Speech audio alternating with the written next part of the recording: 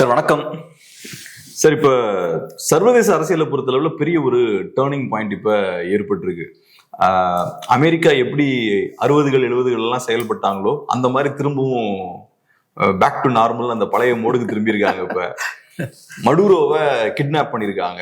So இதெல்லாம் யாரும் நினைச்சு பார்க்காத ஒரு விஷயம். கிட்னாப் பண்ணாங்க, அதுக்கப்புறம் பார்த்தோன்னா குயிக்கா நிறைய டெவலப்மெண்ட்ஸும் வருது. அதுக்கப்புறம் ஆயில் எக்ஸ்ட்ராக்ட் பண்றதுக்கான முயற்சிகளில் ஈடுபட ஆரம்பிச்சிருக்காங்க. அப்புறம் இப்ப இருக்கக்கூடிய புது பிரசிடென்ட்டையும் அவங்களோடையும் பேச்சுவார்த்தை நடத்திட்டு இருக்காங்க.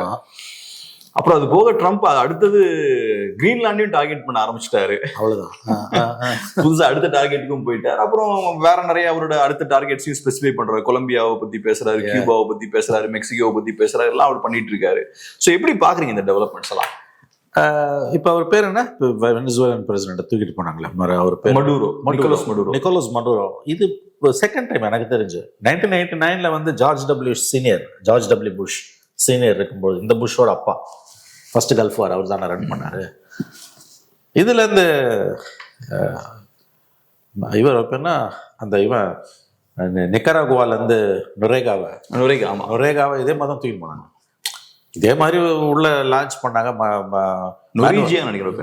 மேனுவல் நுரேகாவை நிக்கராகுவால வந்து, ஏன்னா திஸ் ஆர் ஆல் வந்து ட்ரக் லார்ட்ஸ். இவங்க எல்லாருமே வந்து Colombia, Nicaragua, of late Venezuela, எல்லாமே வந்து உங்களுக்கு ட்ரக் லார்ட்ஸ். இது எப்பயுமே வந்து ட்ரம்ப்புக்கு வந்து இது மேலே ஒரு கண்ணு உண்டு. திஸ் ஃபர்ஸ்ட் டைம் வந்து இந்த தடவை வெனிசுவேலன் பிரசிடென்ட்டை தூக்குனது ஒன்றும் ஃபர்ஸ்ட் டைம் கிடையாது. இது ஆல்ரெடி நீங்கள் சொன்ன மாதிரி it's back to the normalcy. This is the normalcy. Collapse பண்ணி எத்தனையோ கவர்மெண்ட்டை கொலாப்ஸ் பண்ணியிருக்கேன். This is the normal behaviour of US. உங்களுக்கு வெனிசுவேலா மேலே வந்து ஃபர்ஸ்ட் ட்ரம்ப் 1.0லயே ஏசன் ஆகி 2020 வந்து there was a botched attempt, collapse ஆகி போச்சு நடுப்புற. அப்புறம் அதுவும் வந்து வேற some other reasons they were not able to proceed. இந்த தடவை வந்தோடனே முடிவு பண்ணியாச்சு வெனிசுவேலாவை தூக்கணும் அப்படின்றது. ஆயில் மட்டும் இல்லைன்றாங்க. ஏன்னா வெனிசுவேலாவோட ஆயில் வந்து 17% ஆஃப் த வேர்ல்டு ஆயில் வெல்த்தாக இருந்தாலும் அந்த ஆயில் வாஸ் வெரி ரஸ்டிக் அப்படின்றாங்க. அதை ரிஃபைன் பண்ணுறது எல்லாமே வந்து இமீடியட்டாக வந்து unlike they are getting it from other sources. Heavy crude. அது அன்லைக் ஆர் யூஎஸ் ஆர் இது சவுதி ஆர் ஈராக்ல போனதுக்கு முக்கியமான காரணம் ஆயில். அந்த மாதிரியானது கிடையாது. இது திஸ் இஸ் சம்திங் டிஃப்ரெண்ட். உங்களுக்கு வந்து லோக்கல் பாப்புலேஷனை வந்து லோக்கல் ஓட்டர்ஸ், ஏன்னா வந்து 2026 வந்து இப்போ இந்த இயரில் வந்து மிட் டர்ம் போல்ஸ் வருது. டெமோக்ராட்ஸ் ஆர் ஹெவிலி சர்ஜிங் அங்கே வந்து உங்களுக்கு. ஸோ தன்னோட இதை வந்து அங்கே எஸ்டாப்ளிஷ் பண்ண வேண்டிய ஒரு நிர்பந்தமும் இருக்குது. அஃப்கோர்ஸ் ஆயில் வந்து இப்போ இன்னைக்கு ஸ்டேட்மெண்ட், டுடேஸ் ஸ்டேட்மெண்ட், புஷ் வந்து 5 crore barrels 50 million barrels எங்களுக்கு கொடுக்கணும் பர் இயர் ஆனம்னு நினைக்கிறேன், கொடுக்கணும்னு சொல்லியிருக்கேன். So they want to control oil over க்ரூடாக இருந்தாலும். அது வந்து உங்களுக்கு அடுத்தது வந்து கொலம்பியா. இப்போ ட்ரக் பெட்லிங் தான் மெயின் ரீசன். சொல்லப்பட்ட காரணம் ட்ரக் பெட்லிங்கு. அவர் வந்து வெனிசுவேலன் பிரிசன்ஸ் எல்லாம் ஓப்பன் பண்ணி கிரிமினல்ஸை கொண்டு வந்து உள்ள ரொப்புறாங்க யூஎஸ்குள்ள. இப்படி பார்த்தா கொலம்பியா தான் முதல்ல கை வைக்கும். ட்ரக் பெட்லிங்கில் நம்பர் 1ல இருக்கிறது கொலம்பியன்ஸ் தான். மெக்சிகோ பக்கத்துலேயே இருக்குது. அதெல்லாம் வந்து வீட்டில் சுய தொழில் மாதிரி வந்து குடிசை தொழில் மாதிரி பண்ணி நடக்கிறாங்க. அது எல்லாருக்குமே தெரிஞ்ச விஷயம். இது வந்து you wants to prove is தான் வந்து எந்த சட்டத்துக்கும் இன்டர்நேஷனல் லாஸ் எதுக்கும் நான் கட்டுப்பட மாட்டேன். I am a law unto myself. எதுக்கும் என்ன nobody can control me. No force on earth may control me.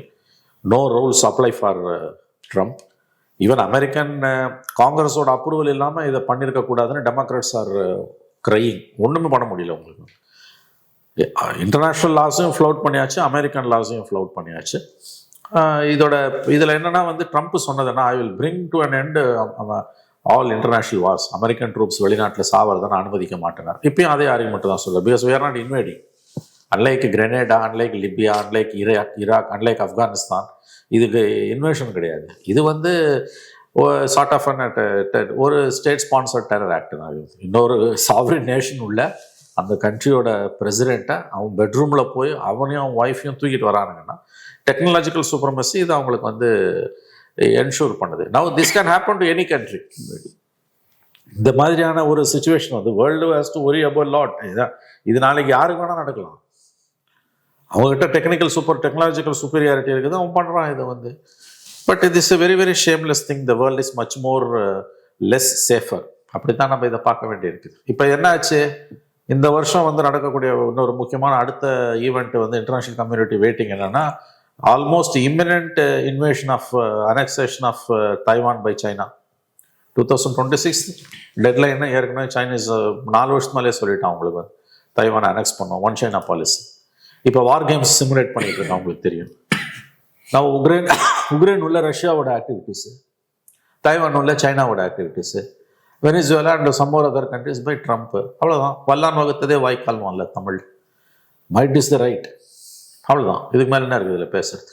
அந்த ஆயில் வெல்த்ன்றது கூட இட்ஸ் ரூல்ஸ்ன்றாங்க, அது கூட கிடையாது. இது வந்து to prove it to the world that I am a law to myself. இப்போ கிரீன்லாண்டில் எதுக்கு போகிறோம் கை?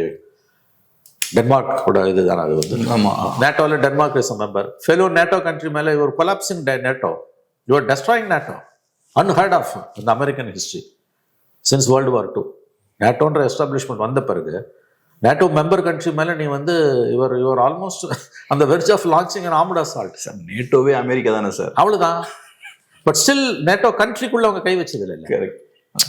NATO fought with other countries Gabriel, but நேட்டோவில் இருக்கக்கூடிய மெம்பர் கண்ட்ரிக்கு எதிராக இப்போ வந்து லாட்டின் அமெரிக்கன் கண்ட்ரிஸ்லையோ ஈராக்லையோ ஆப்கானிஸ்தான்லையோ பண்ண மாதிரி ஒரு நேட்டோ காம்போனன்ட்ல இருக்கக்கூடிய ஒரு கண்ட்ரிக்கு எதிராக அவங்க பண்ணதே கிடையாது. No is playing with that. கிரீன்லாண்டை எடு பண்றான். நீங்க சொன்ன மாதிரி நேட்டோட சட்டத்திட்டங்களுக்கு எதிரான ஒரு விஷயம் தான். ஆனா அதே நான் செய்வேன். டிஃபென்ஸ் பட்ஜெட் எடுத்துக்கிட்டோம்னா 60-70% அமெரிக்கன்ஸா கான்ட்ரிபியூட் பண்ணி. If not for Americans NATO would have been collapsed. Correct. NATO is nothing but ஒரு பேப்பர் ஷீட்ல இருக்கும், அவ்வளவுதான். ஸோ அதனால ரொம்ப ஒன்றும் கோச்சிக்க மாட்டாங்கன்னு நினைக்கிறேன் யூரோப்பியன் கண்ட்ரீஸ்ல. கோச்சிக்கிற மாதிரி நடிக்கிறாங்க. ஏன்னா நாளைக்கு கிரீன்லாண்டுக்கு வரது, நாளைக்கு இன்னொரு கண்ட்ரிக்கு வரும். எனக்கு இந்த நாடு ஓடுனா கொடுத்தா ஆகணுமே, இல்லைன்னா வந்து இன்னைக்கு வெனிசுவேலன் பிரசிடென்ட்டுக்கு நடந்தது தான் உனக்கும் நடக்கும். ஸோ இது வேர்ல்ட் ஹேஸ் டு மீன், இது எப்படி சொல்றது நம்ம, இது வந்து ஒரு ரூல் பேஸ்டு ஆர்டர்ன்றது இன்னைக்கு கொலாப்ஸ் ஆகிட்டு இருக்கு. உக்ரைனை ரஷ்யா அடிக்கிறதும், Taiwan imminent annexation of Taiwan by China, வெனிசுவேலாக்குள்ளே வந்து ட்ரூப்ஸை விட்டு இறக்கிட்டு ஆர்ம்டு ஃபோர்ஸஸ் நாங்கள் இறக்க மாட்டோம்ட்டாங்க, அதை செய்ய மாட்டாங்க. ஆயில் வெல்த்தை கையில் எடுப்பாங்க, பப்பட் கவர்மெண்ட்ஸை எஸ்டாப்ளிஷ் பண்ணுவாங்க. Very dangerous, very very dangerous. அதோட ஸ்ட்ராட்டஜியை மாற்றுவாங்களோ. இப்போ முன்னாடிலாம் அமெரிக்காவை பார்த்தோம்னா எல்லா பகுதியிலையும் அவங்களோட ஆதிக்கத்தை செலுத்த முயற்சி பண்ணுவாங்க. இன்ஃபேக்ட் சைனாவெல்லாம் 90s மிரட்டினாங்க. சைனா அந்த தாய்வான் பக்கத்தில் அமெரிக்காவோட ஏர்கிராஃப்ட் கேரியர்லாம் அனுப்புனாங்க. 95-96 அந்த டைம்ல நினைக்கிறேன், 90s அனுப்புனாங்க. இப்போ மேபி நம்ம ஏஷியாவெல்லாம் ஃபோக்கஸ் பண்ண வேண்டாம், வெஸ்டர்ன் ஹெமிஸ்பியரை நம்ம கண்ட்ரோல் கீழே வச்சுப்போம். தாய்வானை வேணா அட்டாக் பண்ணிட்டு போறாங்க, நமக்கு என்ன வந்தது? நம்ம வெஸ்டர்ன் ஹெமிஸ்பியரை மட்டும் நம்ம ஃபோக்கஸ் பண்ணுவோம். கிரீன்லாண்டை நம்ம கண்ட்ரோல் கீழே கொண்டு வந்துருவோம். அது ஒரு டிஃபென்ஸ் தான். கிரீன்லாண்டை கட்டுப்பாட்டுகள் ஒன்று, அது ஒரு டிஃபென்ஸ் தான். சைனாட்ட இருந்து டிஃபென்ஸ் தான், பசிபிக் கடல்ல. அந்த மாதிரி யோசிக்கிறாங்களோ இருக்கலாம். But what about rule of law? International rule of லான்னு ஒன்று இருக்குல்ல. இன்டர்நேஷனல் லான்றதே காத்துல பறக்க விட்டாச்சு. The whole world is watching. அது ஒரு 10 வருஷமாவே காணாம போயிட்டு தான் இருக்கு, நிறைய போயிடுச்சுங்க. பட் இது வந்து கண்ட்ரிஸ் அனெக்ஸ் பண்றதை தாண்டி நொரேகா இன்சிடென்ட்டுக்கு பிறகு நீங்க ஒரு சாவரன் நேஷனோட பிரசிடென்ட்டையும் ஒய்ஃபையும் ரொம்ப அலேக்கா தூக்கிட்டு வரீங்க, கொண்டு வந்து நியூயார்க்ல நிறுத்துறீங்கன்னா, நான் இந்த டெக்னாலஜிக்கல் supremacy it's a threat for other countries. எந்த கண்ட்ரிக்கு வேணா அது நடக்கலாம்ல. It can happen to any கண்ட்ரியில். இப்போ பிருத்திவிராஜ் சௌஹான் முதல்ல சொல்லியிருந்தால இது இந்தியாவிலையும் நடக்குமானோன்னா ஒன்று குதிக்கிறாங்க அவங்க. அவர் என்ன மெசேஜ் சொல்றாரு பிருத்திவிராஜ் சௌஹான்? இது வந்து India should raise its voice much more ஸ்ட்ராங்லின்றது தான் அந்த ட்வீட்டோட அர்த்தம். Prithviraj Chauhan was a former union minister and former Maharashtra chief minister, one of the seasoned politicians of India. அவர் வந்து இது நாளைக்கு யாருக்கு வேணா நடக்கலாம், இந்தியாவில் கூட இது நடக்கலாம்னு சொல்லும்போது மோடியை பற்றி நீ அப்படி சொல்லிட்டா, நீ வந்து தேச துறை முட்டாள் மாதிரி பேசுறாங்க. He doesn't meant that. What he meant was India's condemnation இருக்குல்ல, அது ரொம்ப சாஃப்டாக இருக்குது. யூஎஸ்ன்ற நேமே அந்த கண்டம்னேஷன்ல இல்லை, மினிஸ்டர் ஆஃப் எக்ஸ்டர்னல் அஃபேர்ஸ்ல. We are worried about Venezuelan security, we are worried about Indians. இப்படி தான் வருது போதே ஒழிய அவுட்ரைட் கண்டம்னேஷன் இருக்குல்ல. This is flouting the international law. And யூஎஸ்க்கு உள்ளேயே New York Times editorial was perfect. It's against US laws. Democrats are raising their voice. காங்கிரஸோட permission வேணும், அதுவே இல்லை. You are neither following your own laws nor following the international laws. I meant a law to myself. இதுதான் ட்ரம்போடது. இது யாருக்கு வேணா நாளைக்கு நடக்கும். அதுதான் பிருத்திவிராஜ் சௌஹான் சொல்றது.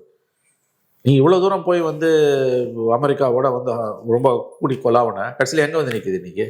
ஆனா இந்தியா எப்பவுமே இந்த ஸ்டாண்ட் எடுத்திருக்காங்க. இப்ப ரஷ்யா யுக்ரைனை இன்வைட் பண்ணும்போதும் இந்தியா இதே மாதிரியான ஒரு ஸ்டாண்டு தான். இல்ல கேப்ரியல், ரெண்டு பக்கமும் அமைதி வேணும்ன்றத வலியுறுத்திட்டு நம்ம ரஷ்யாவுக்கு எதிராக திரும்பல. அதே தான், யாரையும் அட்டாக் பண்ணாம ஒரு மாதிரி மிடில் கிரவுண்ட் எடுக்க நம்ம ஸ்டாண்டே இப்போ. இல்ல Gabriel, there is a fundamental difference. Annexing a country is different from airlifting a president and his wife. It's absolute terror act. இது state sponsored state intelligence and terror activity. ஆப்கானிஸ்தானை Russian சோவியட்ஸ் வந்து invite பண்ணாங்க. இப்போ இந்த இந்தியாவோட Indira Gandhi prime minister இருக்கும்பொழுது வந்து அப்போ பார்த்தீங்கன்னா அஃப்கோர்ஸ் அப்போ இந்திரா காந்தி இல்லை, 88ல் 79, இது 79 to 88. அப்போ Indira Gandhi opposition leader, prime minister ஆன பிறகு இந்திரா காந்தியோட ஸ்டாண்ட், இந்தியாவோட ஸ்டாண்ட் வந்து we have to look at it historical context தான் கதை விட்டாங்க. Outright condemnation Indira Gandhi. But இது என்னன்னா, ஒரு கண்ட்ரியை இன்வைட் பண்றதுக்கும் ஒரு பிரசிடென்ட் நீங்க தூக்குறதுக்குமான டிஃபரன்ஸ் இருக்குது. Please understand. இன்னொரு எக்ஸாம்பிள் கூட சொல்றேன். நம்ம சரி இந்தியா விட்டுருங்க, பயங்கரமா உலகத்துக்கே ஹியூமன் ரைட்ஸ் பாடம் எடுக்கக்கூடிய யூரோப்பும் அவங்க தானே இருக்காங்க. எல்லாருக்கும் ஒரு பயம் வருதுன்ற நான் இப்போ சொல்றது ஐ மீன் லிமிட்டட் பாயிண்ட். பிருத்திவிராஜ் சவானோட அந்த ஸ்டேட்மெண்ட் இன்னைக்கு நாளைக்கு இந்தியாவுக்கு நடக்கலான்னு பா, நீ மோடியை தூக்கிடுவான்னு சொல்றியா, நீ தேச துரோகின்றாங்களே, முட்டாளுங்களா, அதை சொல்லலடா. சொல்றது வந்து ஒரு ரூல் பேஸ்டு வேர்ல்டுல ஒரு சாவரின் நேஷனை அனெக்ஸ் பண்றது வேற. திரும்பவும் நான் சொல்றேன், ஈராக் அனெக்ஸ் பண்ணான், வெப்பன்ஸ் ஆஃப் மாஸ் டிஸ்ட்ரக்ஷன் இருக்குன்னு 10 வருஷம் பார்த்து சொன்னா நாங்க தப்பு பண்ணிட்டோம்னா பூலா. ஆப்கானிஸ்தானை போய் அழிச்சானுங்க, நிக்கராகுவாவை, இது லிபியாவை ஒபாமா சூறையாடினாரு completely. Yes looted Libya.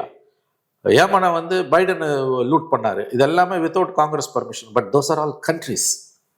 Here is an act of complete violation for international law. எப்படின்னா ஒரு பிரசிடென்ட்டையும் அவன் ஒய்ஃபையும் உள்ள போதுன்னு தூக்கி வர, யூர் நாட் இன்வைடட்.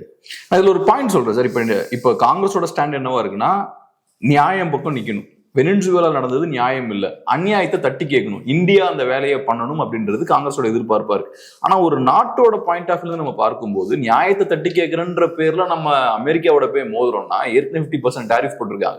நம்ம நிறைய முயற்சிகள் எடுத்துட்டு இருக்கோம். இப்ப ரஷ்யாட்ட இருந்து வாங்கக்கூடிய எண்ணெயை நம்ம கம்மி பண்ணிட்டோம். அதுக்கான காரணமே என்னன்னா, அமெரிக்கா டாரிஃபை கம்மி பண்ணுன்றதுக்காக நம்ம ஆயில் இம்போர்ட்ஸ் எல்லாம் கம்மி பண்ணிருக்கோம். ஸோ இப்படிப்பட்ட ஒரு சூழல்ல திருப்பி போய் நம்ம ட்ரம்ப் கிட்ட வெனிசுவேலாவுக்காக போய் மோதுறதுல லாஜிக் இல்ல.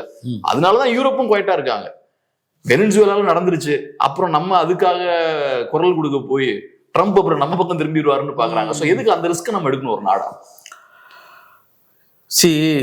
நான் மறுபடியும் சொல்றேன், அனெக்சேஷன் வேற, இண்டிவிஜுவலா ஒரு பிரசிடென்ட்டையே கிட்னாப் பண்றதுன்னு வேற. அவன் நியூயார்க் கோர்ட்ல நீங்க போது என்ன சொல்றான், I was kidnap, I am still kidnap. ஒரு ஸ்டேட் எப்படிங்க கிட்னாப் பண்ண முடியும்? அதுதான் நாளைக்கு பிருத்திவிராஜ் சவானோட ஸ்டேட்மெண்ட்டே அதுதான். நீ அனெக்சேஷன்ல கூட அமைதியா இருக்கலாம், இது something more then that is happening. அப்ப நீங்க எப்படி சொல்றது, அது வந்து இவ்வளவு பெரிய கண்ட்ரி அது எப்படி வந்து சைலண்டா இருக்குது? இப்போ வந்து யுஎஸ், சைனா, கியூபா, இந்த கண்ட்ரிஸ் தான் வந்து அப்போஸ் பண்ணியிருக்காங்க. வேற யாரும் வாயை திறக்கல. இந்தியாவும் அந்த லிஸ்ட்ல இப்போ வந்து யூரோப் லிஸ்ட்ல சேர்ந்துருச்சு. இப்போ சூப்பர் பவர்னு சொல்லிட்டு, எனவே யூஎஸ் ஹெஜமனியை மீறி உன்னால ஒன்றும் பண்ண முடியாது, அவ்வளவுதான். த ஒன்லி சூப்பர் பவர் இன்னைக்கு after the collapse of Soviet Union, now it's a unipolar world, no more a bipolar world. அதில் புது ட்ரெண்டை வந்து இன்னைக்கு ட்ரம்ப் செட் பண்ணிட்டு இருக்காரு. மறுபடியும் சொல்றேன், this can happen to anybody. அதுதான் பிருத்திவி சவானோட ஸ்டேட்மெண்ட். அது இவனுங்க உடனே வந்து இவங்களுக்கு குத்துது, சங்கீஸுக்கு குத்துது. நீ தேச துரோகின்றான். அவன் சொன்னது உண்மை. என்ன பண்ணுவேன் நீ நடந்துன்னா? அதை தானே அவன் கேட்குறான். ஆகவே நீங்க எல்லா விதமான அநியாயங்களும் உலகத்துல வந்து நல்லவர்களோட அமைதியால தான் நடந்துருவாங்க. அது வந்து கண்ட்ரிஸுக்கும் பொருந்தும். இது வந்து செட்டிங் அ நியூ பெஞ்ச் மார்க்குங்க. வெனிசுவேலன் பிரசிடென்ட்டுக்கு நடந்தது வந்து setting a new benchmark. 89ல புஷ் பண்ணாரு, சீனியர் புஷ் பண்ணாருன்னா அது வேற விஷயம். That in fact that Noriega was a drug lord. இவன் அந்த அளவுக்கு இவனை சொல்ல முடியாது வெனிசுவேலன் பிரசிடென்ட் நீங்க. எனவே இது ரொம்ப ரொம்ப ரொம்ப டைசி சுச்சுவேஷனு. கவர்மெண்ட்டோட ப்ரோ யூஎஸ் பாலிசின்றது வந்து எந்த அளவுக்கு வந்து பிரேசனா தெரியுதுன்றதுக்கு இது ஒரு உதாரணம்.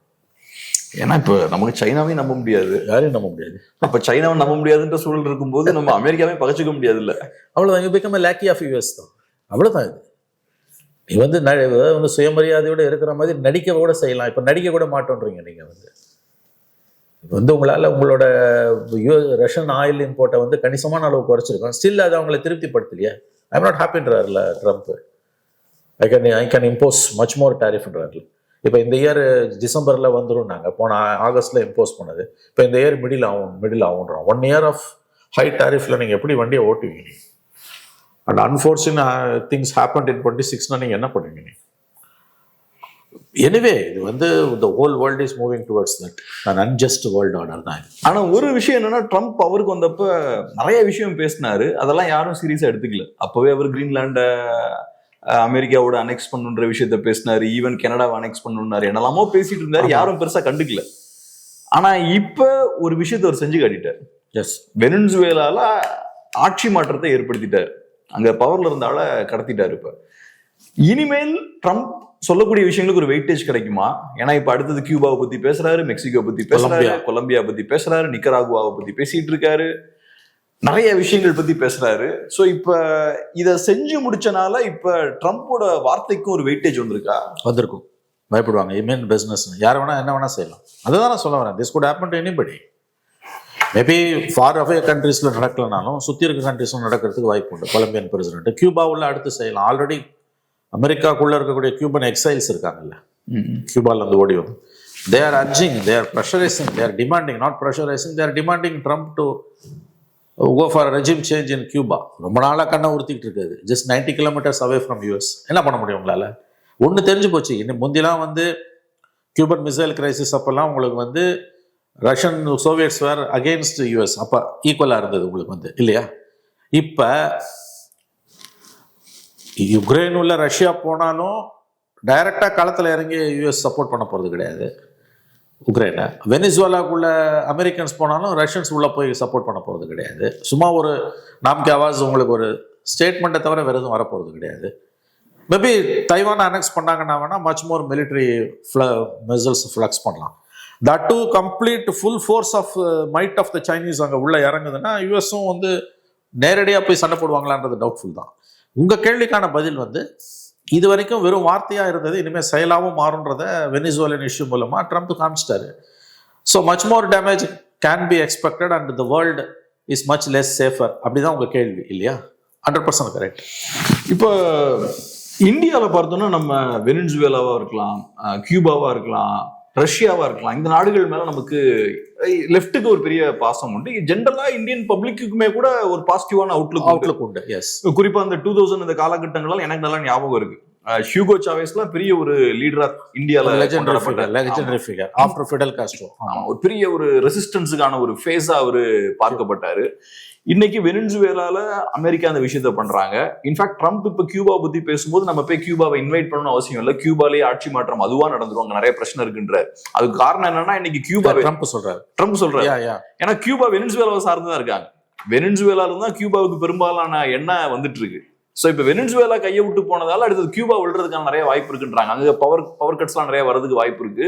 ஏற்கனவே பெரிய போராட்டம் நடந்தது, ஒரு சில ஆண்டுக்கு முன்னாடி பெரிய போராட்டங்கள்லாம் அங்க வெடிச்சது.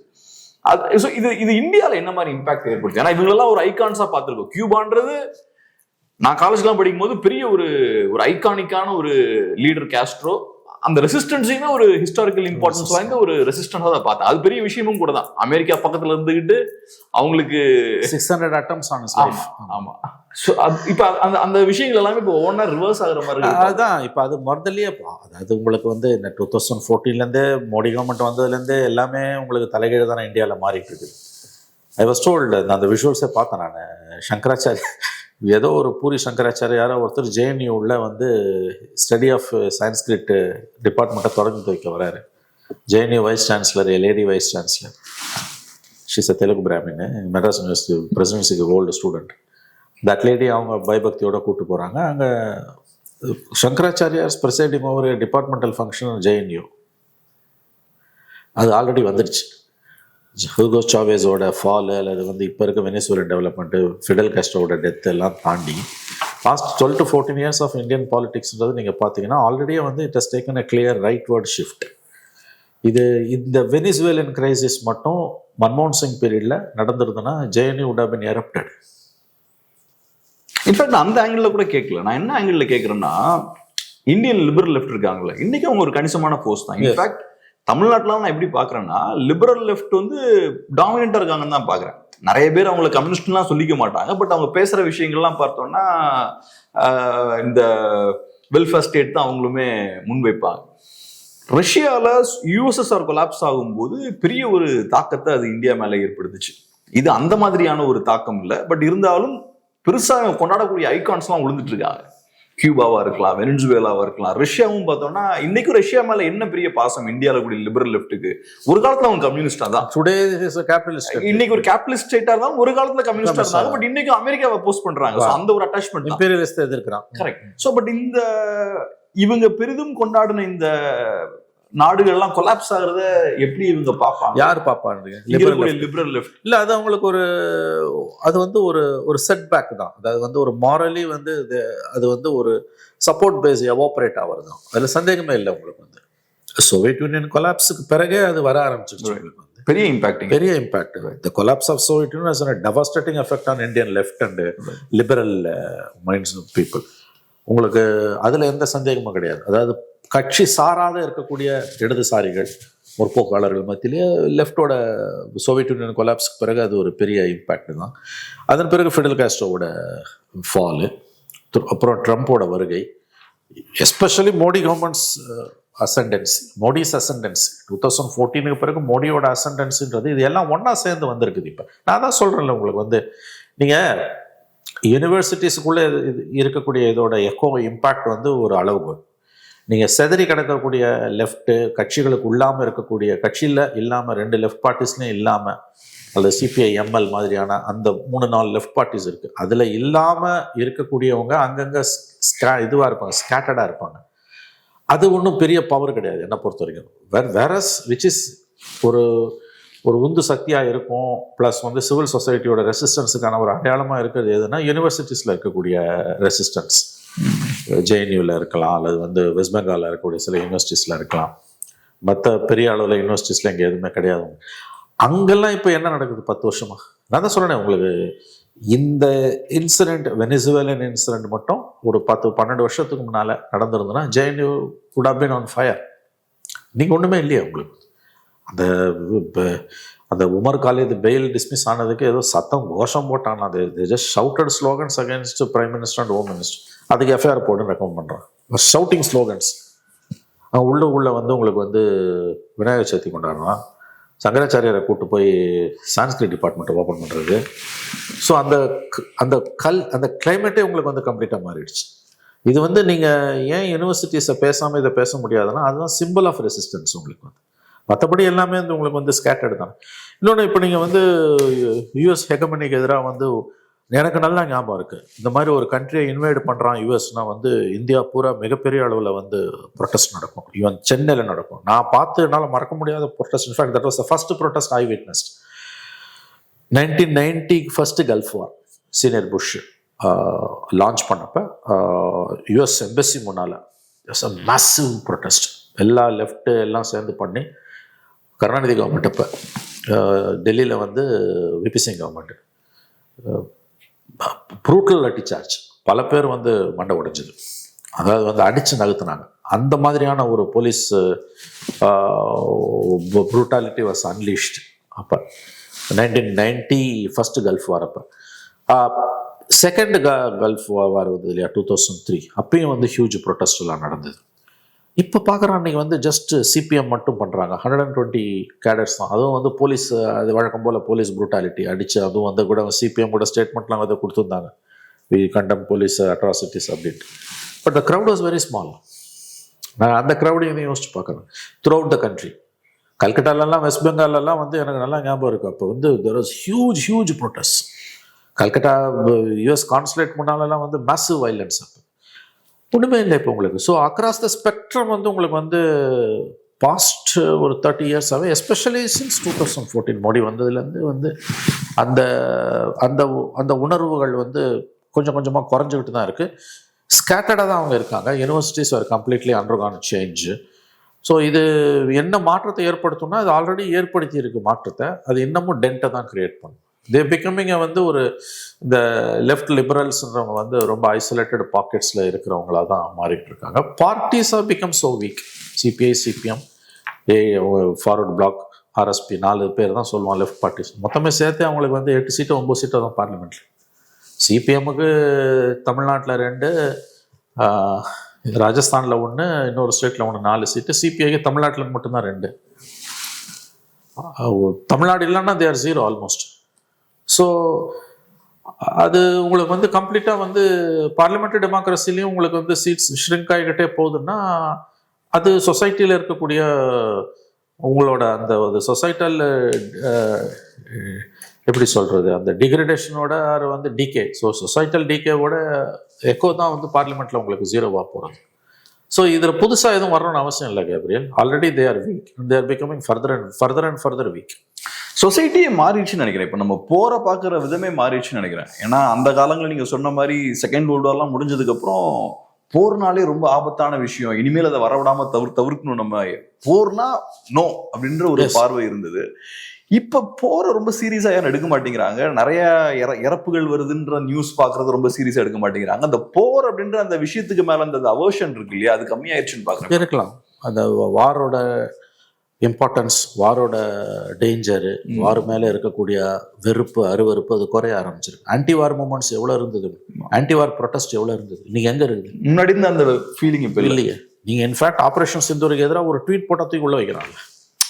சரி, எல்லா கண்ட்ரீஸ்லையுமே ஆன்டி வார் ப்ரொடெஸ்ட் இருக்குங்க. அந்த கண்ட்ரி வாரில் இருக்கும்போது ஆன்டி வார் ப்ரொடெஸ்ட் இருக்கும். இந்த முறை ஆப்ரேஷன் சிந்தூரப்ப வெஸ்ட் பெங்காலில் மட்டும் அது ஓரளவு இருந்தது. மற்ற இடங்கள் பூரா வந்து இண்டிவிஜுவல் வாய்ஸஸ் வேர் சப்ரஸ் லைக் எனிதிங். இந்த ஹரியானாவில் அந்த ஒரு அகாடமிக் ஒருத்தர் ஒரு ட்வீட் போட்டு நேற்று சுப்ரீம் கோர்ட் சொல்கிறான், why don't you Baden him அப்படின்னு கேட்குது. சார்ஜ் ஷீட் போட்டு ஃபைல் இது அவன் வந்து இது பண்ணாத, ட்ரையலை கொண்டு போவாத, அவன் இது இப்போ சாங்ஷன் கொடுக்காத ப்ராசிக்யூட் பண்ணுறதுக்குன்னு சுப்ரீம் கோர்ட் வந்து ஆல்மோஸ்ட் ஹரியானா கவர்மெண்ட் கிட்ட ப்ளீட் பண்ணுறாங்க. சுப்ரீம் கோர்ட் தான் பெயில் கொடுத்து ரிலீஸ் பண்ணாங்க. Is an academic, was just tweeting something. So இந்த வார் மேலே இருக்கக்கூடிய அந்த வெறுப்புன்றது இன்னைக்கு வார் இந்தியா சம்மந்தப்பட்டா இருந்ததுன்னா நீங்கள் ஆன்டி வார் பேசுனீங்கன்னா immediately you will be under siege. நீங்கள் வந்து தேச துரோகி தான், செடிஷன் தான், சந்தேகமே இல்லை. வார் பீக்கில் இருக்கும்போதே வாரை எதிர்த்து அந்த காலங்களில் ஃபைட் பண்ணதெல்லாம் கடந்த காலத்தின் கரிய நிழல். த கோரி பாஸ்ட் அவ்வளோதான். இன்னைக்கு நீங்கள் வந்து உங்கள் நாடு சம்மந்தப்பட்ட வாராக இருந்ததுன்னா வார் டைமில் நீங்கள் ஏதாவது வார் வேணாம், நோ வார் அப்படின்னு பேசுனீங்கனாலே you will be considers anti national. உங்கள் நாடு சம்மந்தப்படாத மற்ற நாடுகளை பற்றி வாரை பற்றிலாம் நீங்கள் பேசுனீங்கன்னா நோபடி பாதர்ஸ். சொன்ன மாதிரி வந்து ஆவரேஜ் ஹியூமன் பீயிங்கோட அந்த சென்சிட்டிவிட்டி டுவர்ட்ஸ் வார் இருக்குல்ல, போர் இப்போ டிஸ்டர்ப் பண்ண மாட்டேங்குது. ஆக்சுவலி வார் இஸ், அதான் சொல்லுவாங்க, வார் கிரைம்ன்றதே தப்பான வார்த்தை. வார் it self is a crime. People of high mind used to say the very word இருக்கு இல்லையா, வார் கிரைம்ஸ் நம்ம சொல்லுவோம்ல, which is nonsense because war itself is a crime. So War and Peace, டால்ஸ்டாயோட நாவல்.